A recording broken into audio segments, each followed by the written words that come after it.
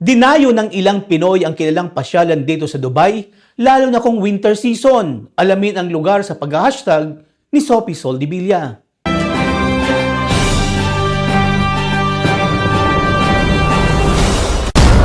Tuwing sasapit ang winter at Kapaskuhan dito sa UAE, alam niyo bang maraming magagandang lugar na pwedeng pasyalan o pinapasyalan ng ating mga kababayan? Isa na dito ang Global Village kung saan makikita ang halos 30 themes pavilions and representing 90 district cultures from around the world. What is your name? Ako po si Juliana Marasigan po. Marasigan. Opo.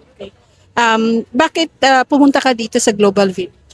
Pumunta ko po for usual to spend time with family po since we're all in our holidays po. Matatagpuan ang Global Village sa exit 37 ng Sheikh Mohammed bin Zayed Road. Nagbukas ito ng ika-30th season noong Oktubre ngayong taon at dito makikita ang mga booth ng iba't ibang bansa katulad ng China, Oman,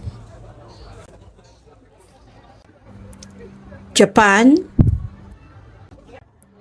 Pakistan, India, at kung ano-ano pa.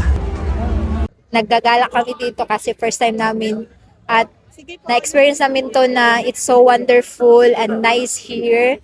We did not expect this one. Is this your first time here in the Global Village? Oh, I visit many times here, maybe 6 times.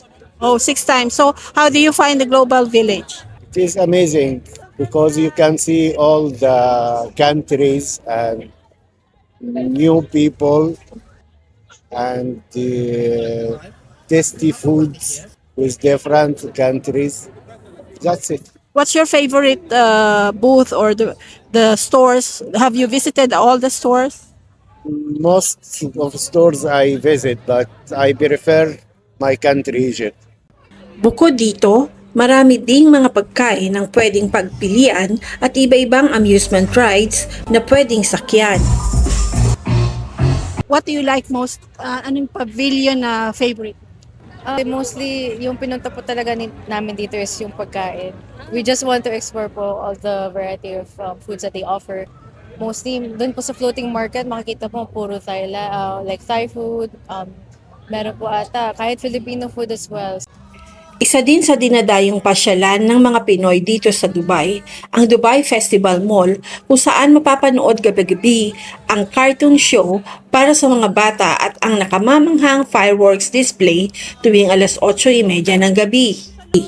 Ilan lamang ang Global Village at Dubai Festival Mall na maaaring pasyalan at pwedeng paglibangan ng ating mga kababayan dito sa Dubai. Para sa hashtag Pinoy Headlines, Sophie Taiko Soldevilla, Dubai, UAE.